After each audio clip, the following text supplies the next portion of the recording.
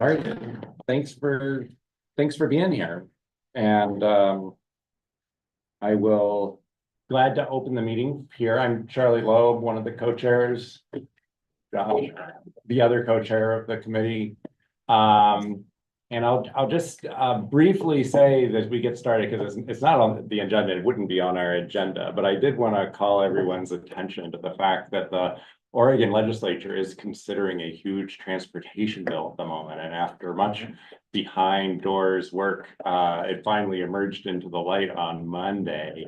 And there have been hearings going on all week, and it does have implications for the kind of work that we do here in Eugene and really everywhere. And there is some good stuff in there for safe routes to schools and for the state's Great Streets Fund, which is kind of complete streets for state highways that pass right through the middle of town. So and for transit, at least keeping transit stable.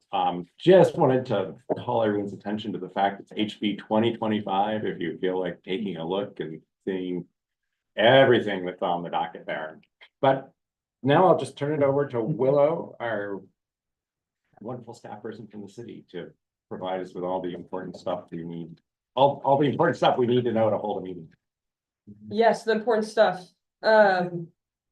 Good evening, everyone. My name is Willow Hamilton. I am the City of Eugene staff representative for this meeting, and before we convene, I have a few reminders and introductory words. I'd like to begin by acknowledging that tonight's meeting is being held on Kalapuya Alihi, the traditional indigenous homeland of the Kalapuya people who continue to make contributions in their communities here and across the land we now refer to as Oregon. The purpose of the Active Transportation Committee is to advise the City of Eugene staff and community organizations and partners on the implementation of Eugene's pedestrian and bicycle strategic plan, to represent community and constituent interests in transportation planning decisions, and to provide feedback to staff on projects related to walking and bicycling.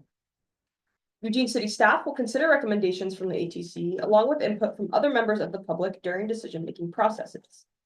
Please keep in mind that this meeting is being both recorded and live streamed to YouTube, meaning that it can be viewed on the City of Eugene Transportation Planning YouTube channel, both right now and in the future. All verbal and written commentary will be held in the public record. Today's meeting will begin with a 15-minute public comment period. Each person will have 3 minutes to speak. When it is your time to speak, please give your name, city of residence, and if you live in Eugene, your ward or neighborhood. We welcome and encourage public participation at all our meetings, but due to time constraints, only ATC members are invited, and invited presenters can ask questions and participate in discussion after the public comment period is closed. We will begin with those of us joining us online. So if you'd like to speak, please use the raise hand feature. We don't have anybody online. So that's great. Okay, how about folks in person? Yes, we have Connie is the our usual public commenter, and Yay. she signed up to speak today. We're gonna say, I realize I don't often tell people where I'm from or whatever, but I'm Connie Berglund from the Amazon neighborhood here in Eugene. And I think what thing that bothers me the most, I think, about what I say initially is that we keep having month after month after month, so many people hit on our streets. And just, if I was thinking back, I began on the bicycle committee back in the 80s. And we used to have a police person come with us every week. That's how we get our feedback.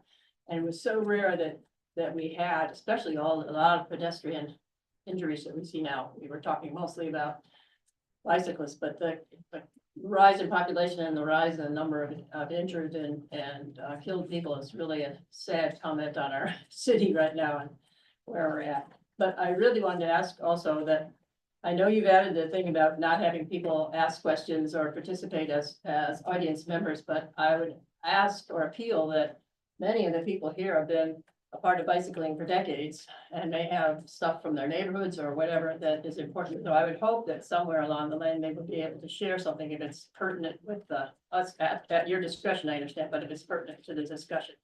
So I'd just like to throw that up there too. Thank you, Connie.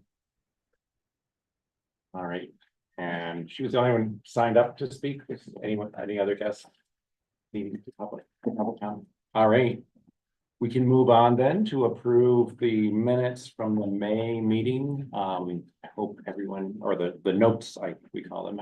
If any, could I have a motion to approve? Motion. Thanks, Anya. Motion to approve. Second. Thanks, Ryan. All in favor? Thumbs up. Opposed? Everyone's okay with the notes. Thank you so much. And now we'll dive just straight into business. We have first item on the agenda, a discussion of compact development in the comprehensive plan. And Stuart Warren is here, but not Leah Welsh, who's on the agenda. It's just Stuart, and we're glad to have you here this evening, Stuart. Thanks for coming. Thanks, Charlie. Presentation pulled up here. Sorry, Leah was not able to join me tonight. A lot going on this week, next week. Maybe, Peter, would you grab the lights if we've got slides? Would anyone like a copy of the draft compact development goals and policies? Brought some printed ones. That's so much better, actually, so. I guess while you're over here, I'll take one. Anybody else? Yeah, I'll snag one too. Thank you. And you can give those back to me if you want afterwards, or feel free to take them home. And I'll stick. Anybody in the audience? Happy to. Okay for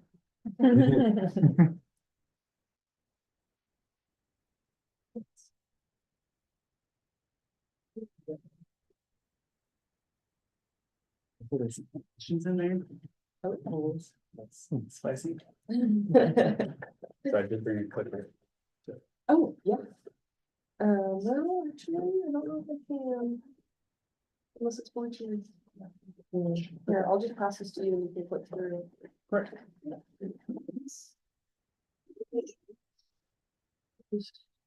Yeah, you can just hit the arrow and it'll do the thing. All right.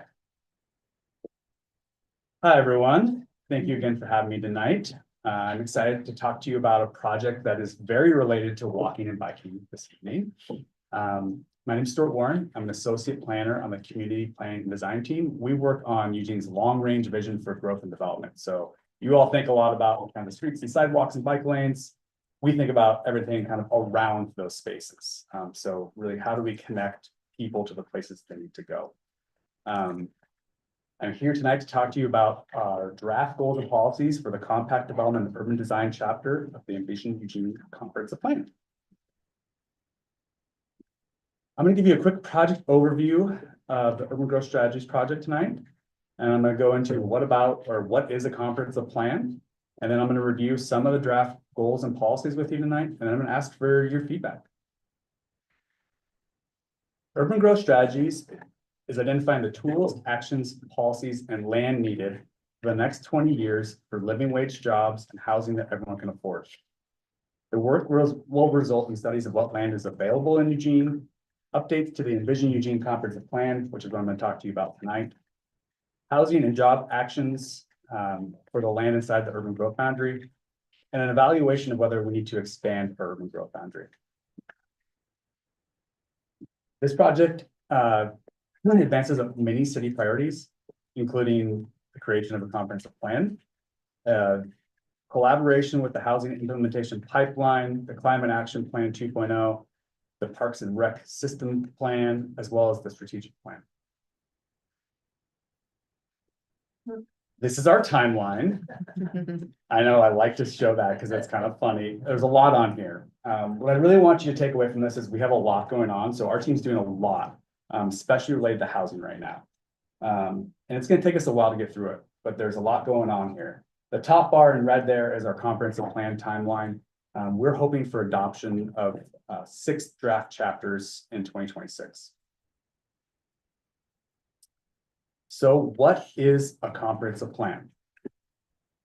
The comprehensive plan guides the city specifically in its land use planning for future growth and development inside the urban growth boundary.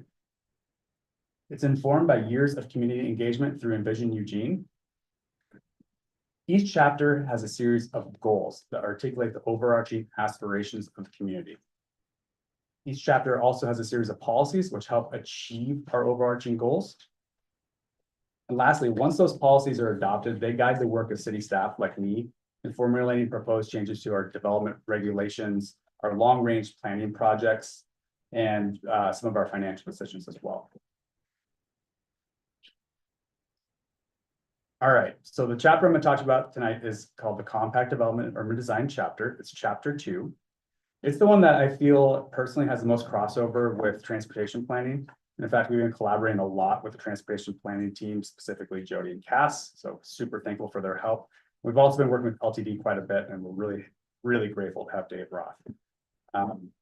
Before we jump in, I just want to highlight that these draft goals and policies are in draft form, and they're likely to change over the next year or so because we're out in the community actively talking to people and trying to get as much feedback as we can on them. And then we'll likely make some changes based off of what we hear. So anything you tell me tonight will go into that process. And we'll be refining these draft goals and policies based off what we hear from people like you. Can anyone tell me what compact development means without using the word compact? Not Peter. Just kidding, go ahead. Any thoughts? I have a thought. Got Logan online. Yeah, Logan, go ahead. Yeah. Hey, so my thought is that it would be about developing within existing space rather than expanding outwards to take up new space. Absolutely. At a higher density. Higher density. Anybody else? And mixed use is often a concept thrown in there, so you have your residential, commercial, retail, jobs all in one place, so that it's. I was about to use the word compact, so it's all together. Those are all true. Compact development is like a pretty broad term, right? It describes a lot of different things. Sometimes we think about higher density areas. They may have more housing and jobs in a smaller compact area. We may think about how those things are arranged. What I like to think about is reducing the space between the places that people need to go, right? So how are we planning for people to be able to live near the places they need to go without having to rely on an automobile? And that's really, I think, what this chapter is built around. At least that's what's intended to do. Chapter currently has 3 draft goals and 15 draft policies. And it guides the city's future efforts for using land inside the urban growth boundary in an efficient and attractive manner that increases opportunities for people to live in complete neighborhoods with access to goods and services. And the chapter also introduces some new policies around complete neighborhoods and corridors and centers. And I'll go into those items a little bit more later in my presentation. The first draft goal is titled Compact Urban Forum. And the goal is to foster an attractive urban development pattern that promotes efficient use of resources, facilitates equitable development and access to community assets, and reduces Eugene's carbon emissions. There's 8 draft policies that help us to achieve this draft goal. And I'm just going to highlight a few of them with you here tonight. The first one is titled Compact Development. The next one's on design integration. The next one's on all ages and abilities. And the last one's on placemaking. I personally feel like the all ages and abilities policy is most applicable to you folks because you think about that a lot in your transportation planning.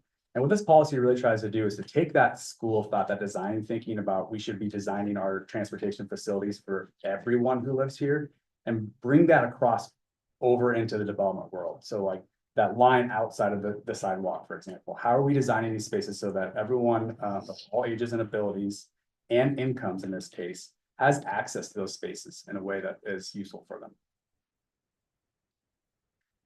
Our next draft goal is connected corridors and centers. And the goal is to concentrate future growth and development near key corridors and centers to facilitate efficient transportation, transit supportive land use, housing options, economic development, and social connections. And you can kind of see where LTDs had their say in this goal already. Before we get into the draft policies, I want to talk a little bit about centers. These are fairly new for Eugene. Even though we've been planning this way for a very long time, we're kind of memorializing it in this new phase of the comprehensive plan. So centers really support compact development. And our plan is to concentrate future growth and development in these kind of mixed use areas so that people have great access to goods and services. They range in size, everything from our downtown center, which is our biggest one, to our mid-sized core commercial centers, and to our smaller neighborhood centers. They're convenient and climate friendly, meaning that people have access to goods and services closer to their doorsteps. And they're very well connected, often connected to our key corridors or have high quality infrastructure for people who walk, bike, and use the bus. Lastly, they're comfortable and safe. And this is something we've been hearing a lot about out in the community over the last year, is that these are more than places of just like commerce. These are places where people can actually like be in community, they can socialize, and so they need to be safe, they need to be welcome for everyone.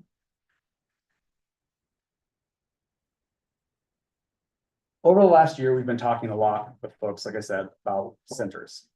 Mostly asking like, where do they go for goods and services? Where do they go to get grocery store, to get groceries? Where do they go to recreate? And so we did this citywide interactive mapping activity, both in digital format and in-person activities at community events. And we also held a series of focus groups with housing and developer folks. We did a series of focus groups with the Youth Advisory Council. Willow joined us for one of those meetings, which was super fun. And then we also did a series of focus groups with a community advisory panel that we have operating right now. Then staff took all that input and we looked at areas around Eugene that are designated and zoned appropriately for places of commerce. And we excluded areas that were adjacent to industrial lands intentionally, because our commercial zones do allow folks to have residences in them. So we didn't want to set people up to be living in next to industrial areas. Lastly, we incorporated, when we could, different neighborhood priorities. So we have a series of neighborhood refinement plans. And so we looked through those plans. We tried to find areas that were spelled out or identified as being really crucial for areas of commerce in different neighborhoods. One of those is the River Road Santa Clara plan. That's our most recent one. And I'm excited to announce that we do have a draft map now. It's on the right side of the screen here. And it shows the different centers and our key corridors, and I'll go into those things a little bit more here in a minute. Our key corridors, which are already adopted through the transportation system plan, are portions of West 11th, Highway 99, River Road, 6th and 7th Avenues, Coburg Road, Franklin Boulevard, and South Alignment Street. And many of these roughly align with LTD's frequent transit network right now. These are areas that we've been focusing future growth and development on for years. We have incentive space right now on those key corridors. These are areas that connect people to the many key destinations that they need to go, like downtown and some of the core commercial centers. And we expect these key corridors to evolve over time. And that's why we have the arrows at the end of those dashed lines, because we understand that these should be growing and evolving with the community over time. So our draft policies, really, they focus future growth and development around key corridors and around our centers. The centers policy really establishes these three different sizes of centers: our downtown, our core commercial centers, and our neighborhood centers as well. And there's another policy that establishes how we want to plan for the transportation infrastructure in these centers. We want to make sure these places are connected, like I said, using high quality infrastructure for people who walk, bike, and use the bus. The last draft goal is titled Complete Neighborhoods, and the goal is to increase opportunities for people to live in well-connected, safe, and healthy neighborhoods with diverse housing options and access to food, parks, schools, jobs, and social spaces within an easy walking distance. This draft goal has 4 draft policies. The first one is on designing and development of complete neighborhoods. The next one's on historic preservation. And the last one is on neighborhood serving commercial. And I want to highlight the design and development of complete neighborhoods policy with you tonight. This policy really calls for creating neighborhoods that have access to everything you need right close to home, so you don't have to rely on an automobile necessarily to go get your groceries. Sub policies underneath this policy spell out things like including centers in complete neighborhoods, as well as the types of transportation infrastructure we'd like to see in these places. Our next steps, like I said a couple of times, are collecting community input. So we're out in the community talking with folks. We've been in front of the Sustainability Commission recently. We're going to the Planning Commission next week. We're working with different focus groups. And then, like I said, once we get all this input, we feel like we've heard as many voices as we can. We're going to refine these draft goals and policies as necessary. And then we'll start working with the Planning Commission and City Council, as well as the Lane County Planning Commission and Board of Commissioners, and refine the draft goals again as needed based off the input we receive from them. We have a lot of ways for you to provide us additional feedback outside of tonight. We have 4 other draft chapters available right now for public comment, and we have surveys built for each one of those. We also have videos that I have recorded of myself giving kind of similar presentations for each chapter. And those are posted on our Engage Eugene page, so you're welcome to go check those out. You can also learn more about the currently adopted comprehensive plan by looking at the comprehensive plan webpage. This QR code on the slide will take you to the Engage Eugene page where you can find all those surveys. And lastly, you're always welcome to reach out to us with additional thoughts, feedback, questions. And this is the easiest way to email us right now. With that, I want to pause for any clarifying questions.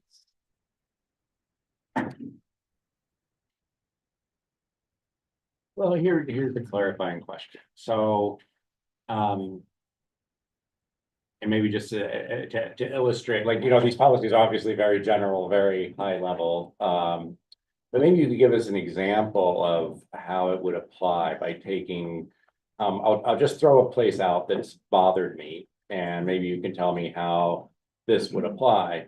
There's that huge new residential development out at Willow Creek and 18. How would this have made it different, or would it? It's a really interesting question because there's actually some pretty good planning that happened out there. There is in fact a small commercial area out there that's zoned for small scale commercial. So eventually, what we're hoping to see in that area is that once there's enough houses close to that commercial spot, that commercial will then develop into like a small grocery store or restaurants. So it's actually a really good example of what we'd like to see in the future when we're developing undeveloped areas like Willow Creek was. How would it else would have changed if that area was to be like to rezone something right now? Once these policies are adopted, that rezoning would have to be in compliance with the new adopted policies. A lot of the policies are fairly similar in certain ways to the currently adopted policies in our metropolitan area general plan, but they have more Eugene specific kind of layer to them. They're much more focused on equity this time as compared to the metro plan. So we'll be focused more on like, how is this helping all of our community members instead of just folks who want to develop this area. Does that answer your question? Sure. I probably need more illustrations now. It's kind of hard to like talk about like how these policies actually impact things on the ground because they are so high level. But the way to think about it is these policies really guide the work of staff. So when we're doing these long range planning projects, like if we expand the urban growth boundary, these policies will help us to align where all that zoning goes. So we'll try to think about like, okay, this is going to be a new residential area. We need to make this a complete neighborhood. So we want to have this little spot of commercial here. We want to have a variety of different housing types here. So we might zone it for low density, medium and high density instead of just doing all low density. And then we'll be thinking about the transportation connections a lot more now too, because we'll have policies that will direct us to do that. So we'll be thinking about how we lay out those zones based off of their ability to access like public transit, for example. We'll be thinking about how we include enough space for maybe protected bike lanes or walking paths. Peter. Oh, Peter was up first. Sorry. Yeah, I have another question about how this might impact zoning. So I noticed a few parts of the city that have like medium and higher densities that are not mentioned in the centers here, like the southern part of the University District and the area like north of Valley River Center. Were those not included as centers because they don't have as much commercial activity? And like, would there be opportunities for higher densities outside of the centers? Yes, definitely. To answer your second question, Yeah, definitely opportunities for higher densities everywhere. These are areas that we are focused on kind of incentivizing development to occur. They're areas we would like to see turn into maybe something a little bit better in the future that have opportunity, or they're already operating really well as a center. Think about like the Friendly Area Gardens as an example. That for me is like the quintessential neighborhood center, right? It has a small grocery store. It has a great little restaurant, food truck area for people to socialize and just be in community. And then it's surrounded by housing as well. It also has good connections to LTD along 28th, and it has some pretty good cycling opportunities as well to get to it. So the Valley River Center, the lower portion of it where the mall is actually an area that we did identify as a center. The northern part, we didn't include into it, for various reasons. I don't know why exactly right now. Can't remember. But there were reasons. There were reasons, we went through it all. I guess, can I sort of relate to what Charlie and Peter was saying, I suppose. Not sure exactly how to phrase this, but I guess when we were getting that high level, I think my issue is that there's the difference between goals and policies is not always so clear in here. Sometimes some things are very clear. I would say actually there's a great policy here I really like. Where's it's to reduce parking. That's a policy. Yeah. Like, but some of them, like 2.3, consider efficient. No, hold on. Well, actually, I mean, yeah, that's not really not really sure that some of these other ones are feel like policies. They kind of seem like goals, maybe, or like it doesn't seem as clear. I feel like, yeah. Reducing parking is a great example of something that's actionable. It's when there's an option to put more or less. And there's also other places like we got rid of parking minimums. It's consistent with other things the city has done, whereas some of them don't. Yeah, they seem less actionable. And if the goal of policies is to be like actionable, I think there's kind of a gap there. The placemaking, I guess, is a policy. I mean, I like the idea, but anyway. So if I were gonna ask a question, it'd just be to like elaborate on what you feel the difference is between a goal and a policy and how you could be maybe more clear on that. Had another thing, but maybe I should save it in case anyone else has anything to say. But it was, yeah. I think it's a really good point and a very good question, and it's one that we have struggled with when we're out in the community talking with about these goals and policies. So the comprehensive plan, this is one thing I didn't mention, is once it's adopted, it's a legally binding plan. So we, our staff, our team has really tried to come up with these kind of policy ideas to help implement those goals that we're talked about, which are based off of things we've heard from the community. And these policies are things that we think are a really great idea and we would like to see happen in the future. But because they're legally binding, we try to include a little bit of wiggle room in there too, to not hold everything to like a really, really high standard. Because development is a tricky thing in that not every piece of property is the same, right? And so if it's a really strict policy, it may prevent development that we actually want to see occur there, like some high density housing from happening because of one policy. So that we've tried to build in some of those wiggle words like encourage or strive in those areas where we feel like we don't want to have it necessarily prevent development from occurring. Does that answer your question? Part of it, I guess. I mean, I understand the difficulty. It's not meant to put you on the spot. That was kind of my note. I mean, in some cases, it seems obvious. I guess back to like reduce parking is not hard and firm, but is actionable. Whereas like encourage placemaking is like sounds more like a goal to me, even though I very much favor it. It's not like related to the type of. But there are, yeah, I try not to. There's another. Man, I have something else that's so cool, but I can let Anya speak. I can give you an actionable way to think about the placemaking policy. So let's say that a developer is going to develop a new center, for example, and they want to create a place in there for community, like a community plaza or something. So when they come in with their development application and they need to do a rezoning, and they're going to say, okay, we're going to make this area like a public park. That would give our staff the ability to say, okay, this achieves this policy, right? So we would like to encourage that. So we're going to try to we're going to say, yes, this design, this development application meets the criteria in the comprehensive plan for placemaking. And what if it doesn't? What if it's Yeah. what if it's a development that is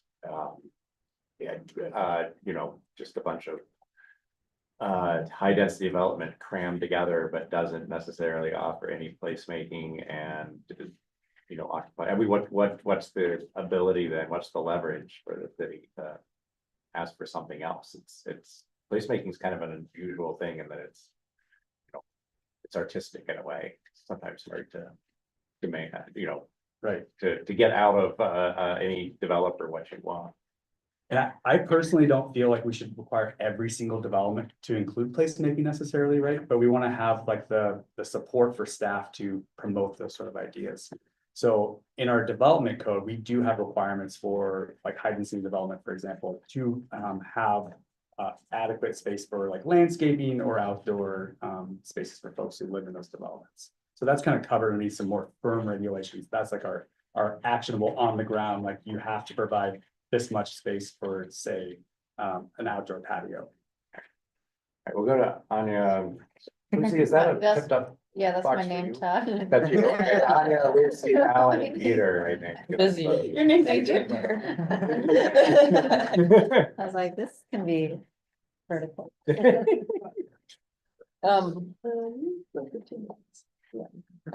think mine will be speedier, but, you mentioned the climate friendly areas. Can you talk about that a little bit more? I'm curious about the 2 stars. It looks like there might be some, more parcel specific details, but the stars are interesting to me in their placement and relation to the city. That's a good catch. So climate friendly areas are actually a state mandated center. They're very comparable to the way we're thinking about centers. And so we've been including that in our centers conversations. Climate friendly areas are like really high density areas for housing, jobs, and services. The stars that you see on that map, which if you have it in front of you, that centers map, you'll see stars on downtown and Lower Coburg Road. Those are just indicating that these will be areas that we will designate eventually, most likely as climate friendly areas. Eugene's been doing this planning for a very long time. We just haven't been referring to it as like a center, but if you think about downtown and Lower Coburg Road, they have these really high concentrations of both housing and goods and services. There are ways we can improve those areas, like better transportation infrastructure for people who walk, bike, or ride a bus, especially Lower Coburg Road. But there are areas that we feel fairly certain meet the state's requirements for climate friendly areas. And the climate friendliness is the active transport. That is the climate friendly. It's that compact development design Okay. once again. So you live close to where you work, where you recreate, all the things you need are within like a half-mile radius or so. Lucy? Yeah, thanks. Got my name tag. Thank you. Is it Stuart? Yeah, thanks Stuart for bringing this presentation to the ATC. I just wanted to get a little more clarity on sort of like what the next steps are after like identifying the areas, like what are the, I don't know, top 3 or 4 priorities for the city to focus on these areas? Is that, and then my second question would be sort of what has changed from the last plan to this plan? Are there noticeable differences? 2 very good questions. So our priority right now at the city is housing, right? More housing of all types for all income levels. So thinking about that with centers, one way we're going to be leading the promotion of like folks in future growth and development in these areas is coming up with incentives and other ways to make housing happen in or near these centers. One thing we know about the currently operating centers around Eugene and just from planning practice that it takes people living close by for those places to function really well. If you want to encourage people walking and biking those areas, they need to live in relatively close by for the folks to go there. So increasing the number of households close to those places is one of our top priorities. And like I said, incentivizing things as well is another approach we're taking. We're working on actions right now. We don't have any like really firm things put down yet, but one of our thoughts is to create some sort of a tax exemption for developers to developing specific types of the housing we want to see in these areas. So that might be housing for middle income folks or lower income folks. Then you have a second question there. My second question is more about, there's a lot of like policies and goals in the document that is for this, I guess, newer version. What is what are there any like memorable changes or breakthroughs that are gonna be put in there? I really do think that these new draft goals and policies bring in a lot more equitable thinking, more equitable, or try to increase more equitable outcomes for folks, all folks in Eugene specifically. We didn't see that as much in the metro plan. They were more kind of broad, specific policies that weren't just intended to help one group or another. Now, the one example I'll give you is our housing chapter really focuses on housing specifically for folks earning less than 120% of the area median income.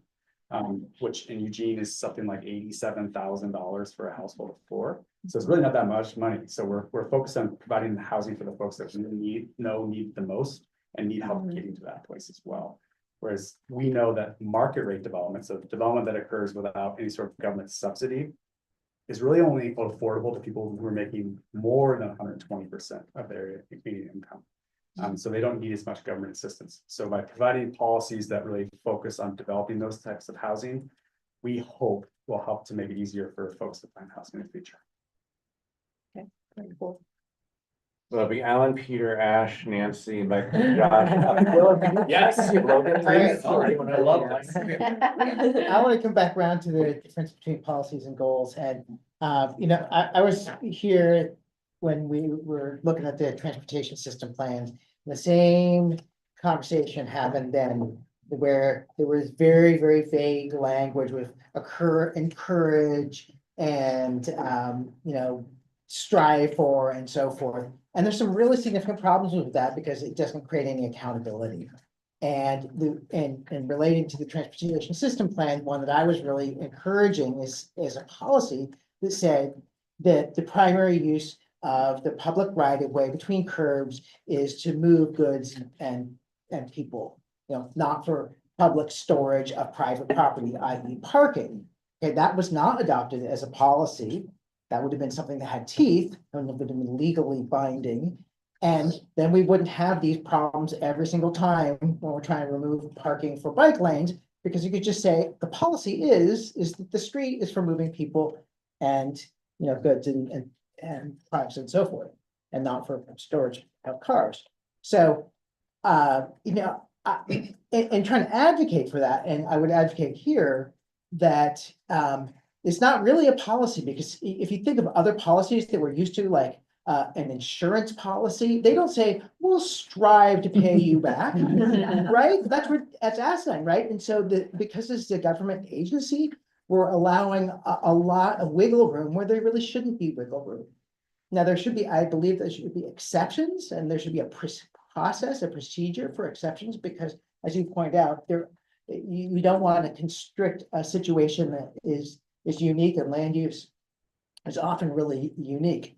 But I have real problems with documents like this because, you know, I may agree with the way that staff are trying to sort of unfurl this in the future, but there may be a different administration that's around in 5 years or 10 years from now that will use this exact same language for completely different purposes.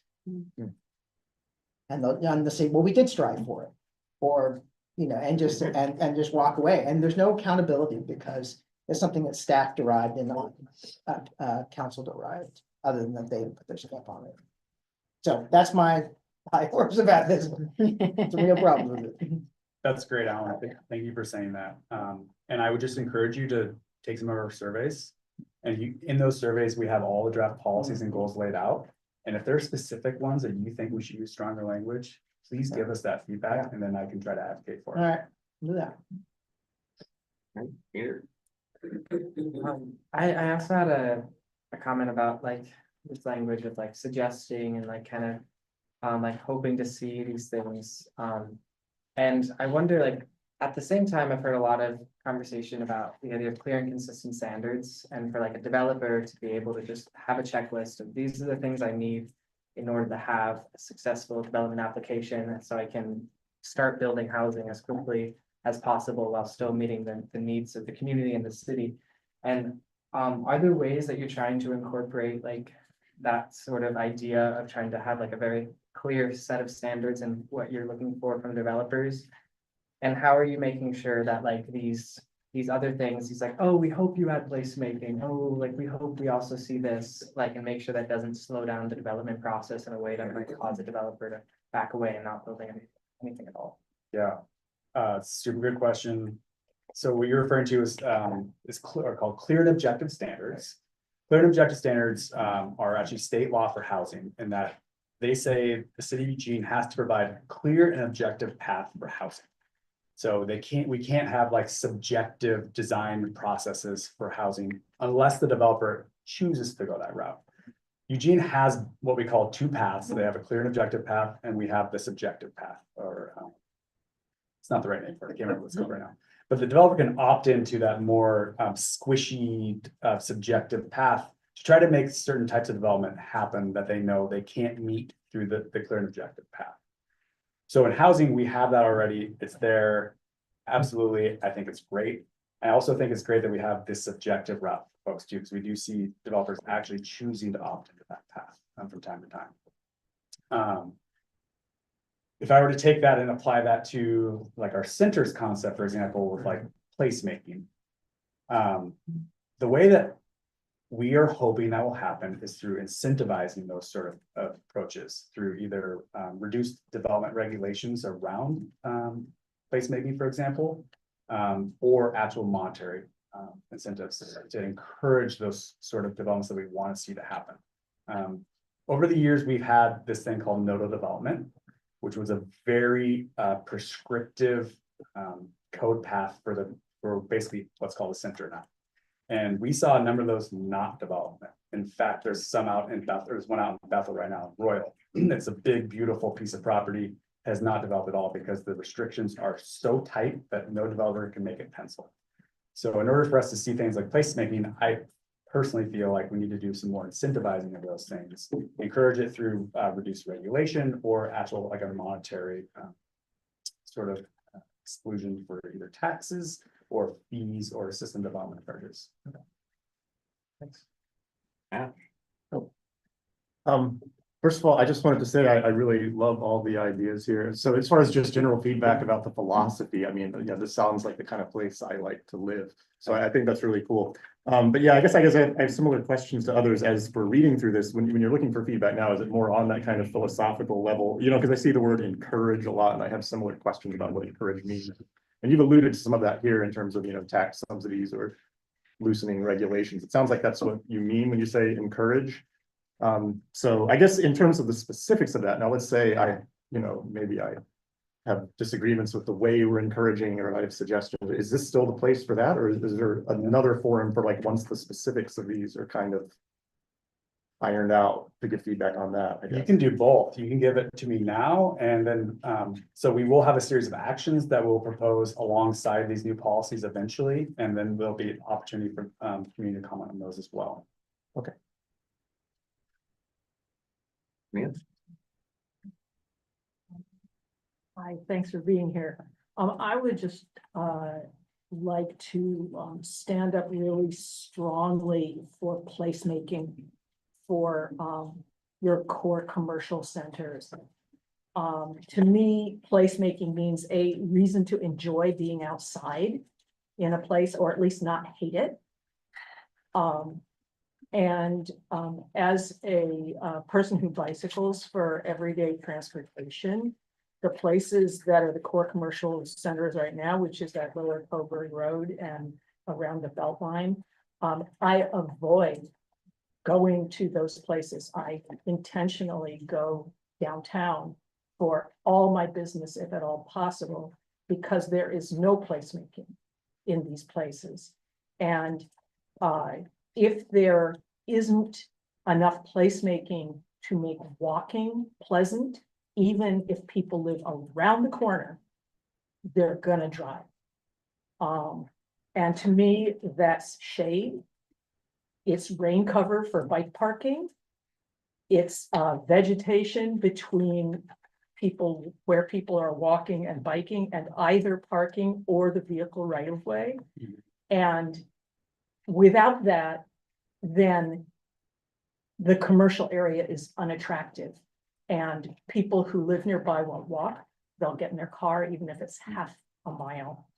And people with bikes will go someplace that does have placemaking. And, you know, if I heard you say that this is financially difficult for developers, I think that if you're gonna succeed, that there has to be a way of putting in some kind of incentive, because otherwise you're not gonna succeed. You're not going to get people to use places, even if they are walkable and bikeable and transitable, because people aren't gonna wanna go there because they will say, going to a parking lot. That's great, Nancy. Thank you for that feedback. I guess I still do have time. I had more time to think and be more articulate. And I was looking kind of unrelated to what we've actually got on the map. So bear with me. We've got like points 2.3 and 2.4, safe, resilient urban form, and then our comment here is like consider efficient police and emergency response, fire, safety, disaster, mitigation, etc. And then we have all ages and abilities, strive for accessible. We got a map of our most like commercial and dense and neighborhood centers. Oh, we've got a map of centers. Perfect, great. And they're all on our key corridors, which are our most dangerous streets. Right? And also when I see safety, I don't see a single word about like car crashes in there. And as a transportation committee, we had Connie speak about how many people are killed by cars. In fact, more so, I do this over and over again personally. I'm not going to speak for committee, but whenever I see something where it says like safety and then asks a question about police, I say statistically, like the things that are killing us most are design features, like way more than things that police respond to are ways we've built our streets. And so I guess I would have you consider that in the policies, especially because those are sort of actionable items. And we have I can only really think of one looking at this map, but we do have like, and also obviously transportation community. Your different departments, but you're working together. We have Franklin being like redesigned at least to be theoretically more like pedestrian and bike friendly. And then we have all these other key corridors where we're trying to encourage development. And our safety comment is about like police and fire response and nothing about the fact that we're going to encourage more people to be in places with streets that are extremely dangerous just to walk across. And so, yeah, I would say a policy is not like a statement about considering something. It's a statement about designing our streets to be more like pedestrian friendly or to kill less people. And you could even use more general language like operate consistently with our Vision Zero plan. And that's still like using kind of general language, but it's another pan with like specific policies, or at least hopefully we'll have them. That's great feedback. And we actually did have a reference in here originally to the Vision Zero plan, and we were advised to take it out because it's already in the transportation system plan, which is technically part of this comprehensive plan already. So there wasn't a need to have a second reference there. And I'll also draw your attention to 2.11, which is the transportation in centers. And that really helps us to think about the way we design these centers in the future. So we prioritize infrastructure for people who walk, bike, and take the bus. You also have to reduce, like, there are things that are not just encouraging people to walk there. If there are more people walking and taking the bus there, cars need to be moving slower, and there need to be fewer cars there. And that's why I love reduced parking with policy.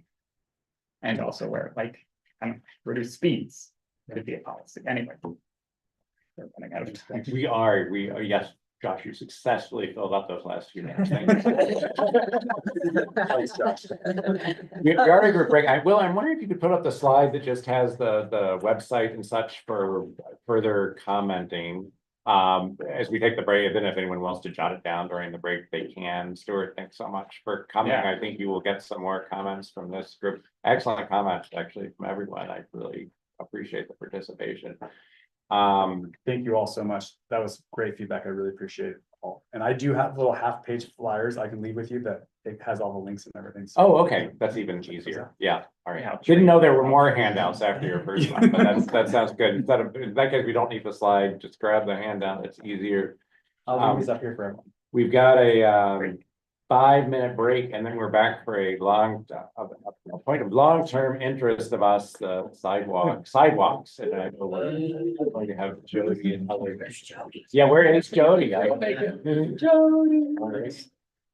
We've got 5 minutes. Everyone, 6:25. Otherwise, we'll put her colleagues on the spot. We can do a good job.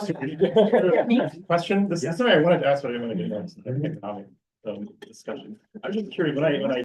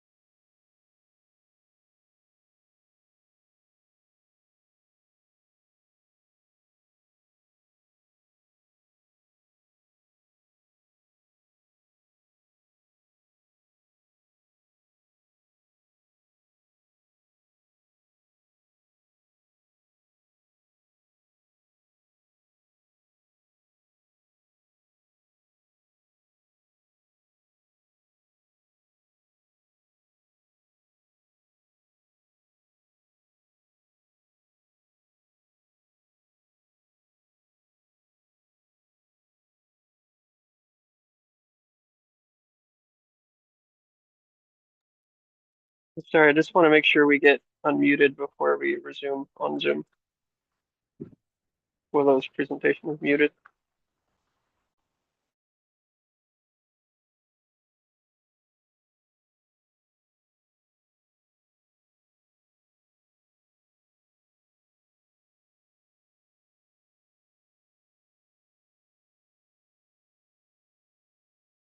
Just before, Jody, can you introduce your colleague and then we'll turn the floor over to you. Yeah, I brought friends this time along, so I'll let you guys introduce yourself, but for those of you who haven't met, Jody Trendler with the city's transportation planning team in public works engineering, brought Spencer and Jackie today. I'm Spencer Crawford. I work in Parks and Open Space as the urban forestry supervisor in the city's urban forester. Hello, everybody. I'm Jackie Hallett. I'm with Public Works Maintenance. I'm the surface operations manager, so road maintenance. We've got the sidewalks team, trees, maintenance, planning. All right. Dun, dun, dun, Should we take it away? Let's take it away. Do you? Okay. Well, good evening, ATC. You've just met us. We're gonna be talking about a little bit of response to the ATC letter that was sent last year. So how many ATC members are repeat from last year? Like about half you guys? Okay, so last year, the ATC was focused a lot on sidewalks and especially sidewalk repair. And sent us a letter with some questions and ideas, and one of the things was a request for kind of a 6-month review of the status of our sidewalk programs. We just had looking annually made a little more sense for how we track things and just the seasonality of the work. We'll be giving you guys some follow-up information. And then Spencer's gonna give a great overview of street trees and sidewalks, which is a really important part of this program, and then we'll talk about next steps.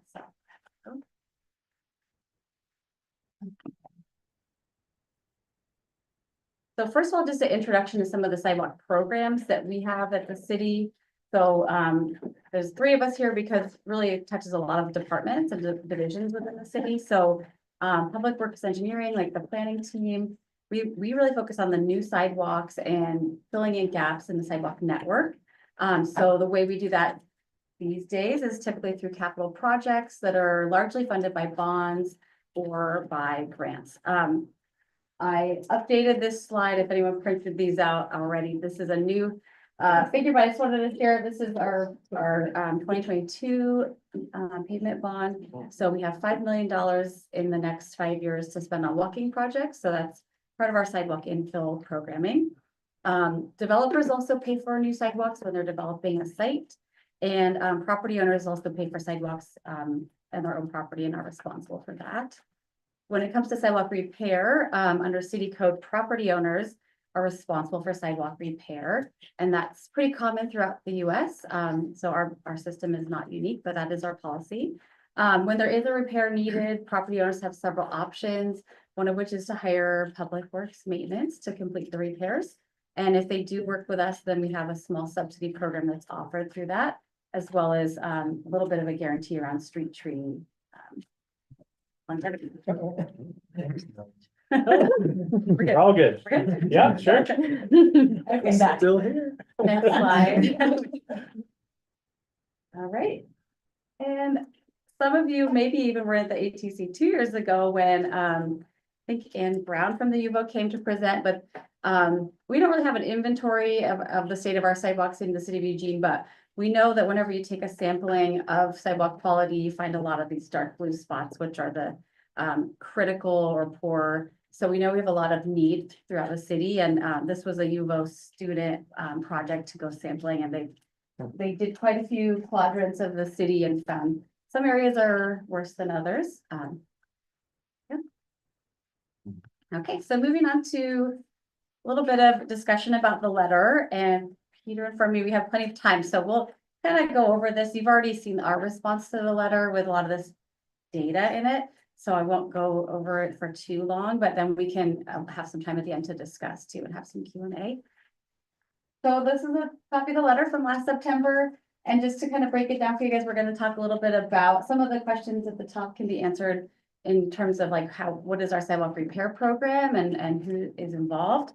Then we're going to go into some of the data and stats for 2024, and then kind of end up with some case studies and ideas for Eugene.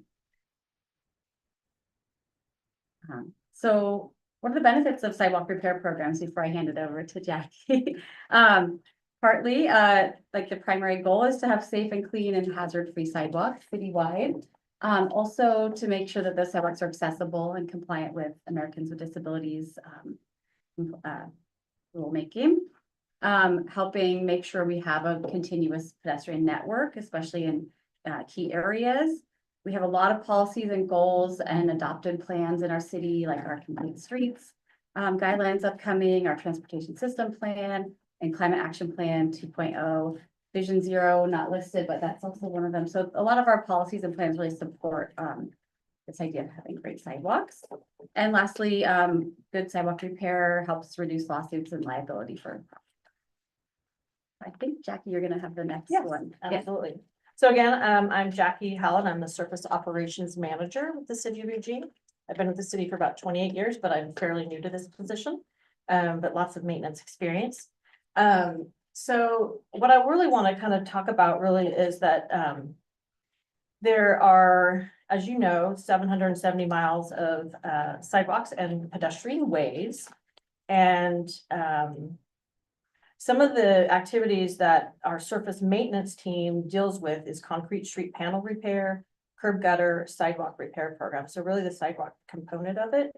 And our sidewalk inspection program is responsible for evaluating sidewalk hazards through our request for service proposal. But it's kind of a complex program because there's multiple divisions, and there's actually two departments that deal with sidewalks, right? So there's the Planning and Development Department. The BPS division actually reviews construction permits for new homes and commercial, and sidewalks get built that way. And our sidewalk inspector that lives in or housed in Public Works Maintenance is actually works for BPS part-time, and we go out and do some inspection and consultation work. And then Chair.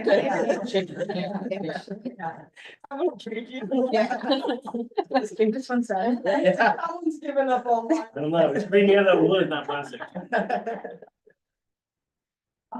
Right, so our sidewalk inspector really is coordinating, is our kind of our first person that like will receive a complaint and works with property owners to talk about and educate them on what the options are. And by the way, it is your responsibility to keep them trip hazard, free and clear, you know, like educate them mostly. And then on our surface maintenance team, we have like 20 different programs. And so our sidewalk inspector is on one team, and our 3 dedicated staff are that deal with concrete sidewalk repair live within the surface maintenance team. And so again, we do the concrete curb and gutter, the street panel repair, but our sidewalk program, repair program is really from early February through about October. So it's not a year-round program. And because the reason specifically is that the team of 3 has to participate with the leaf season program that we provide that service for the city. And then they're also part of the team that responds to the inclement weather, snow and ice, tree removal, you know, all that kind of debris cleanup, et cetera. And then, you know, we work in partnership with Spencer's team in urban forestry, that's with Parks and Open Space. And they're also, and then again, there's our building permit services department. So the other piece of it is engineering, which Jody will talk a little bit more about their infill program coming up. The slides are a little bit different than. Yeah, no worries, but we're all good. I just so just check my notes here really quickly. So our sidewalk inspector is responsible for requests for services. He provides the outreach and education. An average request for service when he goes out to talk with folks is about a 4 to 5 different interactions that be with the individual property owner, who then may refer him to maybe their contractor, or maybe they have to consult with the planning and development department, et cetera. So there's a lot of time spent trying to like determine what the situation is. And then the inspector actually is the one that will talk to property owners and sign them up with a sidewalk repair agreement. That's for an in-house repair. The benefits of going with the city's in-house team is we do provide a warranty for that work, a one-time warranty. And it's non-transferable So if you were to sell the property, it kind of waives the warranty. Once the agreement is signed and the work orders identified, we send that to the field crews and they go out and schedule the work. And sometimes that can take, you know, anywhere from like a week to 6 weeks to schedule and get done, depending on what all is happening. Yeah,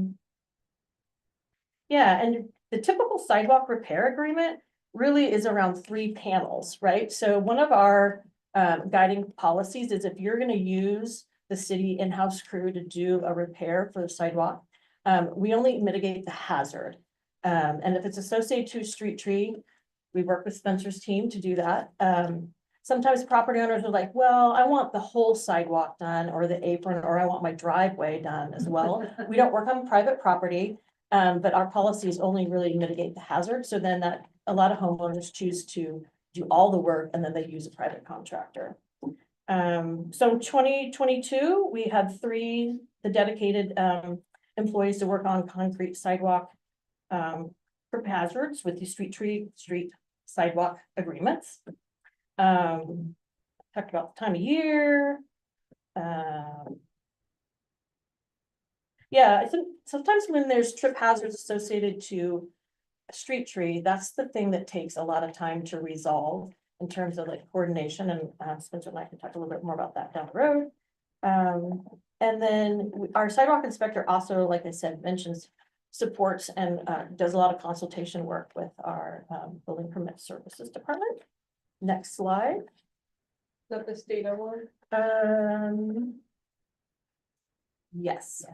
So last year, we had 544 requests for services. That resulted in just 23 sidewalk repairs. Those are signed sidewalk agreements to do in-house repairs. We don't track work that's done by either the property owner or a contractor. Work that's done through a building permit, we also don't track that work. So that's why there's that numbers seems a little low, but you know, we're making progress. And then again, it's really about not just the trip hazard, but it's helping educate folks that, you know, during a snow and ice event, property owners are responsible for keeping those free and accessible, et cetera. And then we had 4 complaints last year. Next slide. Okay, so you can see that we have 48 agreements currently either completed or in progress. 23 for the previous year, which we talked about. And you might want to know why they're in 2022 and 2023, they're lower numbers. Well, like I said, we had hired and got funding to hire 3 people. And so by the time you go through the city's onboarding and hiring and recruitment process, there's training, et cetera. And plus this is the COVID years as well, which a lot of our work got kind of like reassigned or reshuffled based on following protocols. Jackie, if this went back to like 2018, 2017, would it be these equally low numbers? No. Or did it like was higher and then it went down during COVID and then went back? Yeah. Okay. I think our average, if I went and looked at our the decade, we averaged 46 street sidewalk agreements. That's 46 is the address, so you can see we're at 48.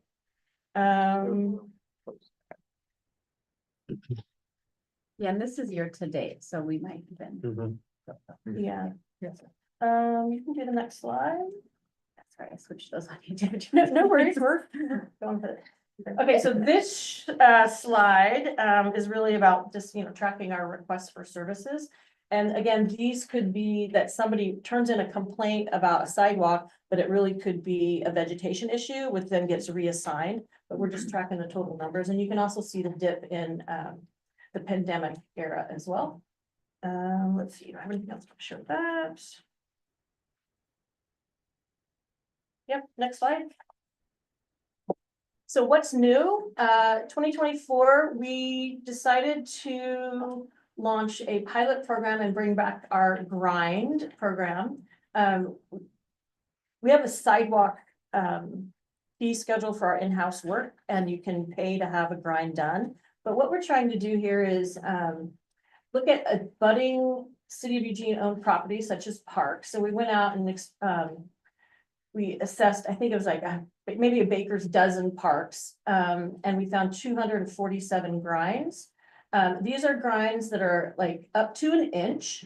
They were not associated to a street tree. It was more around expansive soils. Eugene has a ton of expansive soils. Because when you start working with tree roots, that's when it gets more complicated. And so our goal here is to, again, do that this year and then look at the ADA transition plan and the priority routes and start kind of like mapping corridors. And eventually we would like to offer maybe a free program if you're located within these priority routes. That's kind of the end game. We're just slowly making baby steps to get there. I think that's about it. So, yeah. Great, and then, yeah. Thank you. And another thing that's new, another what's new here, another pilot program, this one's in the Public Works Engineering Division, that launched this year and actually just a couple months ago, is we're also trying to kind of be efficient with our resources and offer another way for people to work with the city to complete sidewalk repair in front of their property.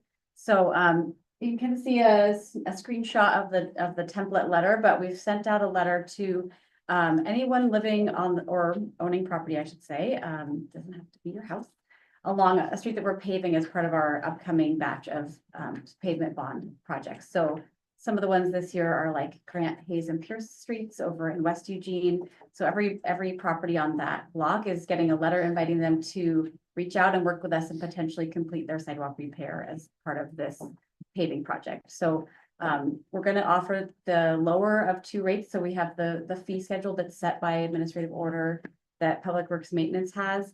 But we're hopeful that like the contractor bid order will be a little lower since it is bundled in and this project will already be active. There's already road closures and things like that. So we're hoping this could be a really efficient and effective way for people to also participate in city repair programs. Let's see about my notes. We don't have any results yet. So we just started sending out these notices this spring and we'll be kind of tracking this, and it is a pilot. So we're going to learn, I think, a lot this year in terms of how many people participate, how much staff time it takes to manage, and maybe what some of the challenges are. I think one challenge is we've already had like 30 people call. So that's good, but we're working through that. Yeah, it's a lot. It's kind of a lot. It's kind of a lot. Yeah. Way more than we thought. Well, and we're trying to support engineering with what we know already with our experience with the sidewalk inspector and our repair program. Yeah, but I think it really speaks to the fact that there's a lot of interest in doing sidewalk repair out there. And when you work with the city, we're kind of a one-stop shop. So we're going to take care of the permitting and the coordination with Spencer's team. Next slide. If I could just say something Yeah, about go this sidewalk repair pilot, I've been working with Jody on this and on some of the communications around it, and I think what I want to say is like this came from residents asking for more action from the city. So, and this is a fully like voluntary thing that staff have decided to do. Like it's extra work for everyone. And everyone has like taken that on and been like, this feels like important. And we're hearing from the community that they want more opportunities to repair their sidewalks and that our sidewalks need repair. So I just wanted to put that out there that like that symbiosis between staff and the community is happening. And this is an example of that. Yeah, that's really good context. Thank you. Because this slide kind of pivots a bit outside of Eugene. Some of the questions in the letter from the ATC last year were really around like, what are other cities doing? Like, what are the programs that are looking really effective? What are other funding sources that are available? Like what could those mean? What could be done with that? So I've been kind of looking at them as sort of case studies. So they're not all exactly peers. Some of these places are a lot smaller than Eugene or have different contexts. Some are a lot larger, like San Francisco, Denver. But I thought I would just kind of touch on a couple of the programs that I'm keeping an eye on and tracking, that some of these have come to our attention from the ATC and from other research that's been done by the Live Move group on sort of sidewalk repair and infill policy. And my notes printed so small, so bear with me for a minute, but I wanted to share, I think some of you are familiar with Corvallis. They have a sidewalk fee. Now, the difference between us and Corvallis is that their sidewalk fee is part of their utility bill because the city owns the utility, so it's a public utility base. So this would be like if the city owned UWeb, we could easily add fees, change them around. So, but everybody with a utility bill pays $2.30 per month as a sidewalk fee. And that generates about $400,000 a year for the city of Corvallis. And what they do with that fund then is they divide up the city into districts and they address one district per year. And so they kind of rotate through. So that's kind of a great local example. Another cool case study that I'm watching really closely is what's happening in Denver. This was sort of a more community-backed initiative. They got a fee on the ballot and voters voted to sort of tax themselves. So everyone with a property owners will be paying $150 a year into a new sidewalk fee. So that's going to generate in Denver, I don't have the number, but several millions of dollars. And they're going to use that for both repair and filling in sidewalk gaps. And they've set sort of a ambitious sort of 9-year timeline to fill in a lot of gaps and kind of catch up on some backlog there.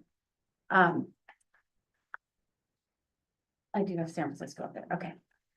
I put San Francisco up here on the last minute because I thought this was really cool. San Francisco actually changed their policy. So San Francisco had the same policy as we used to have where property owners are responsible for maintenance. But in San Francisco, the city officially took on that responsibility when there's a street tree related repair needs. So they've put together a priority map, which maybe some Bay Area people could tell me which streets those are, but the red is the priority areas, and they're kind of going by quadrant and trying to address that. So that's where the city's starting. Kind of like Jackie was saying, like they have sort of like priority routes already identified. Chinatown Market Market Street, Street. the inner. Oh, this is, I see it now, yeah, Can you see yeah, it? Yeah. yeah, that's, For some people, this is just a blog, What's and in- for others. That's Chinatown. This That's is San Chinatown. Francisco. That's And then Chinatown. who can recognize the city on the right? Anybody from the East Coast? So this is Pittsburgh on the right, and they've also prioritized their sidewalk network. So darker red is the higher priority area. And what Pittsburgh is piloting right now is sort of a sliding scale subsidy for people based on income. So the city's going out and proactively repairing sidewalk in these priority areas. And then they're offering a subsidy based on income. So the lowest income people might not be paying anything. Higher income property owners would maybe still foot the bill. Right, so those are my case studies for today. Speaking of street trees, I'm gonna let Spencer jump in with his intro. All right, cool. So let's just all absorb this picture of these horse chestnuts here, not too far from us. That's what my team cares for. I've got 9 staff members, and we as their forestry team are responsible for caring for over 70,000 trees across the city, all street trees, so all city-owned assets. One of the unique things about that asset is it's one of the only assets that increases exponentially in value as it ages. So the total generative kind of wealth of the resource there across the city is in the billions of dollars, and it gives back immense ecosystem service benefits and many other benefits that we all tangibly receive as we access these streets, escapes in all kinds of different ways. Street trees provide significant environmental, safety, and public health benefits to our community. They help improve air quality. They help calm traffic and make streets more safe by slowing down vehicles. They sequester carbon. They filter out stormwater, making our systems better.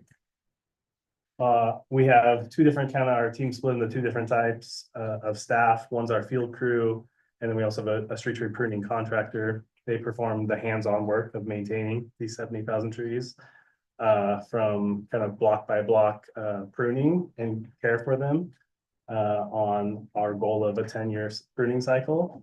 That is kind of lifting the canopy so that we can access trees safely as pedestrians, bicyclists, and allow for accessibility for large trucks to go down to kind of commerce in the city to function as it needs to function. And then we have a technical side of our team that handles tree health assessments, responds to public inquiries, answers questions for the public, issues permits such as pruning, removal, and planting permits. If the public wants to take some of those actions themselves, then we're amenable to that, in many circumstances. Manage construction conflicts. Anytime, private property owners doing construction that affects the right of way, we're involved in that process when trees are touched.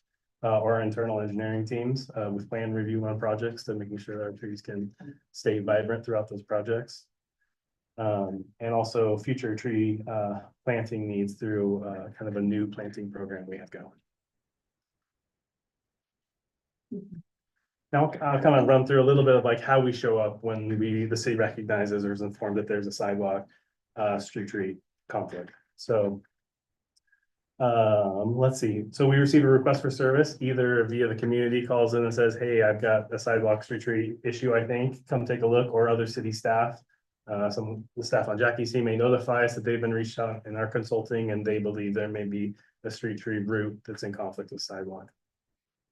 So once we're informed of that, we'll schedule to meet the homeowner on site or the private contractor or city staff.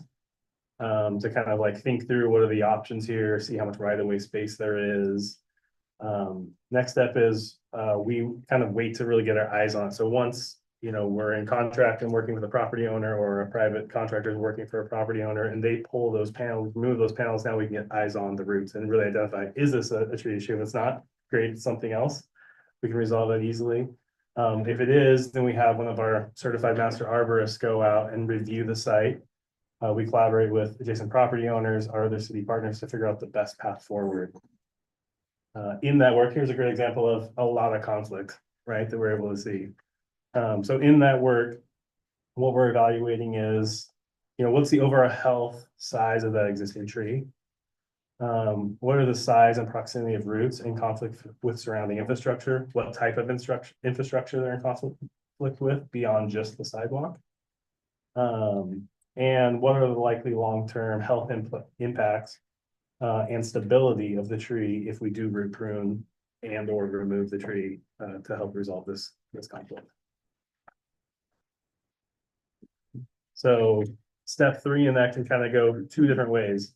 When intervention can be and is taken, if feasible, urban forestry staff will prune roots and or coordinate with a sidewalk realignment, a readjustment of the alignment of the sidewalk so the tree can be retained while still resolving the conflict.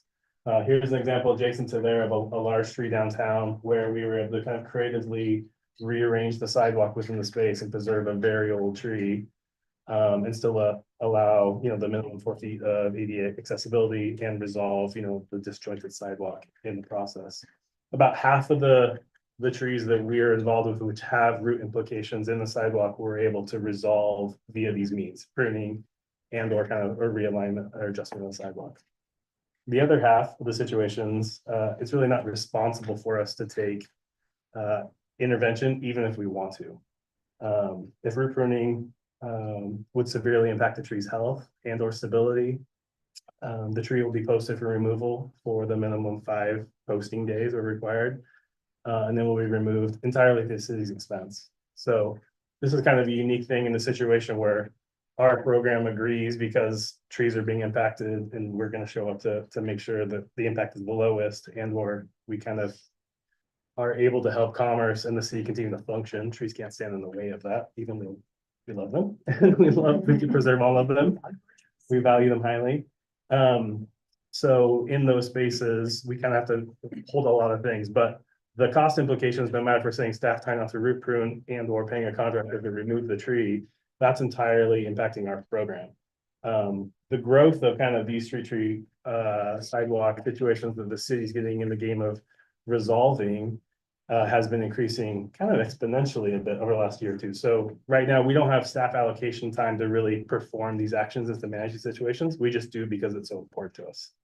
So we're kind of stealing away from doing other opportunities of our program. We do have some financial resources to pay for trees to be removed. And those financial resources, given the volume of sidewalk repair situations we've encountered recently, have doubled. So it's twice what we have budgeted to spend on it. We're spending on it just so that we can help make these situations move forward and resolve the conflicts. So lastly, in our work, our program, As guiding principle is trees should be preserved and protected whenever it's responsible to be done. Because of the many health benefits they bring to our community. And then also secondarily, as we're doing all this planting work, knowing that these trees could have future impacts. When we're planting new trees, we continue to emphasize right tree, right place. And planting approach to reduce future conflicts. And support a sustainable urban forest. So we're really looking at site specific, what's the best tree that will cause the least impact possible, but also give them those benefits back to them.